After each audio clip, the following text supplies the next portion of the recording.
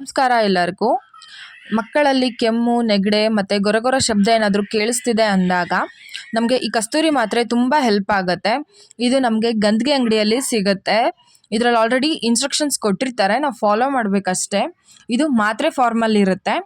ಎಳೆ ಮಕ್ಕಳಿಗೆ ಅರ್ಧ ಮಾತ್ರೆ ಹಾಕಿದರೆ ಸಾಕು, ದೊಡ್ಡವ್ರಿಗೆ ಒಂದು ಮಾತ್ರೆ.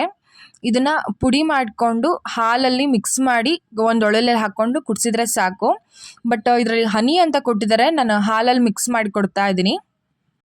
ಈ ಥರ ಪುಡಿನ ಮಿಕ್ಸ್ ಮಾಡಿ ಮಕ್ಕಳಿಗೆ 3ರಿಂದ 4 ದಿನ ಕಂಟಿನ್ಯೂ ಆಗಿ ಕೊಟ್ಟರೆ ಆವಾಗ ಈ ಕೆಮ್ಮು, ನೆಗಡೆ, ಜ್ವರ ಎಲ್ಲ ಸ್ಟಾಪ್ ಆಗುತ್ತೆ.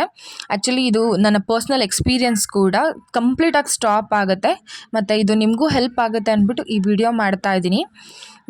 ಇದನ್ನು ಎಷ್ಟು ಸಾಧ್ಯನೋ ಅಷ್ಟು ಶೇರ್ ಮಾಡಿ ಯೂಸ್ಫುಲ್ ಆಗೋರಿಗೆ. ಧನ್ಯವಾದಗಳು.